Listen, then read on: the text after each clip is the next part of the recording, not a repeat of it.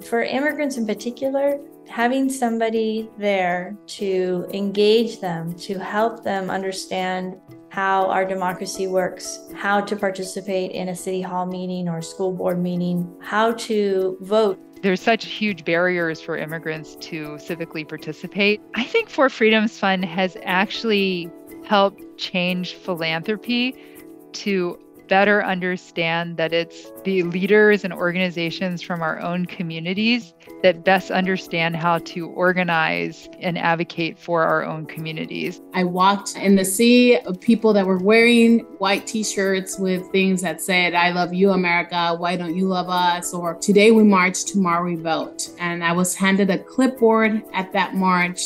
So here I am, from an organizer with a clipboard to running for Congress.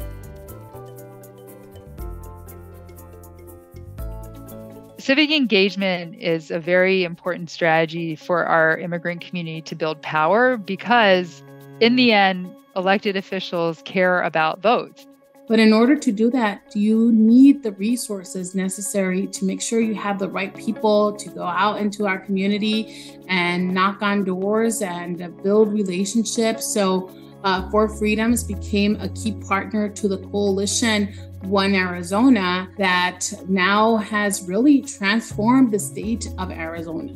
For so long, For Freedoms funds invested in our C3 operations that made it a robust infrastructure. At the end of the day, if we don't have the resources to have strong infrastructure, to have strong people who are doing the work in the community, it's harder to build power. That's reality. They were one of the first funders to support an emerging Asian American immigrant justice network. Just being able to provide that kind of support for different communities has helped then lead to us having a more powerful multiracial field overall.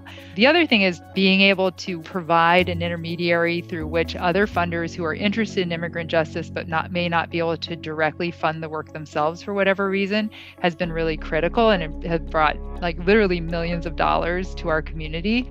Our sustained civic engagement operation has substantially increased the voter participation of the San Diego County electorate, such that the San Diego County electorate is now the second most active county electorate among the top 10 counties. And that's saying a lot, right? In this moment in time, we have more than 500,000 Latinos who receive their ballot at home.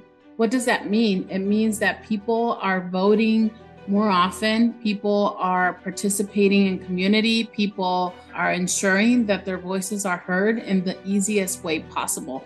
At the end of the day, the more barriers that we take away, the more participation we have. We're doing the year-round civic engagement programs where it's not always about the electoral program. It's also about talking with legislators about issues that matter to our community, but they also know that we are civically engaging our community. And so I think the way that they're listening to those issues and more open to learning about them then does drive down anti-immigrant sentiment, because they realize my constituency is actually in large part immigrants. I need to listen to what are their needs.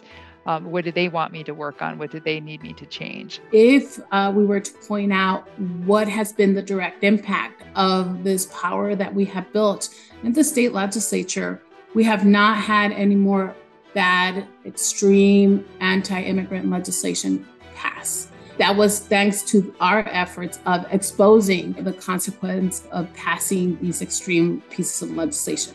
We meet people where they're at, because the more people who are involved in our democracy and our decision making, the better off we'll be.